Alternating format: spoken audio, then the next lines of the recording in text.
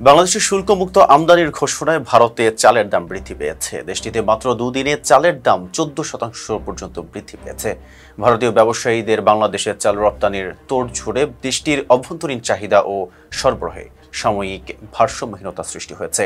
দেশটির পশ্চিমবঙ্গ, উত্তরপ্রদেশ ও দক্ষিণ ভারতের ব্যবসায়ীরা বলছেন, বাংলাদেশ সাময়িকভাবে চালের উপর 20% আমদানি শুল্ক তুলে নেবে বলে তাদের কাছে আগে থেকেই তথ্য ছিল, যে কারণে পেট্রোপোল সীমান্তের গুদামে পণ্য প্রস্তুত রেখেছিলেন তারা।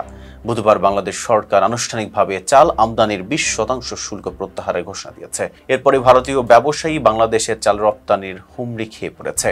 দেশটির সংবাদ মাধ্যম ইকোনমিক টাইমসের এক প্রতিবেদনে বলা হয়, বাংলাদেশের আমদানি শুল্ক প্রত্যাহারের ঘোষণার পর ভারতের বাজারে ভোক্তা পর্যায়ে স্বর্ণ চালের দাম প্রতি কেজি 34 রুপি থেকে বেড়ে 39 রুপিতে পৌঁছেছে।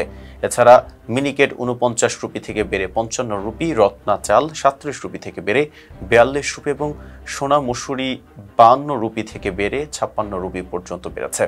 দেশটির চাল রপ্তানি ও বিপণন প্রতিষ্ঠান রাইস ভিলার প্রধান নির্বাহী কর্মকর্তা সুরজ আগরওয়াল বলেন, বাংলাদেশের জাতীয় রাজস্ব বোর্ড বুধবার দুপুরে আমদানির শুল্ক প্রত্যাহারের ঘোষণা দেওয়ার পর সেদিন রাত থেকেই ভারত থেকে চালের ট্রাক বাংলাদেশে ঢুকতে শুরু করেছে। তিনি বলেন, খরচ ও পরিবহন উভয় দিক বিবেচনায় পেট্রাপোল বেনাপোল সীমান্ত দিয়ে চাল রপ্তানি করাটা সুবিধাজনক, যে কারণে উত্তরপ্রদেশ ও দক্ষিণ ভারতের কারখানা মালিকরাও এই স্থলপথেই বাংলাদেশে চাল রপ্তানি করছেন।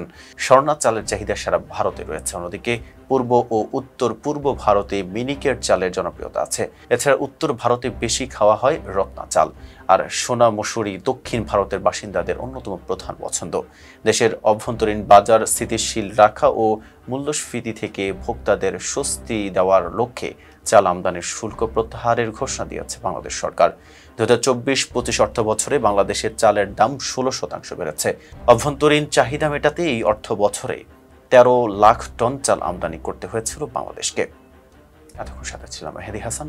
ফেজ দ্য পিপলের সাথে থাকার জন্য ধন্যবাদ।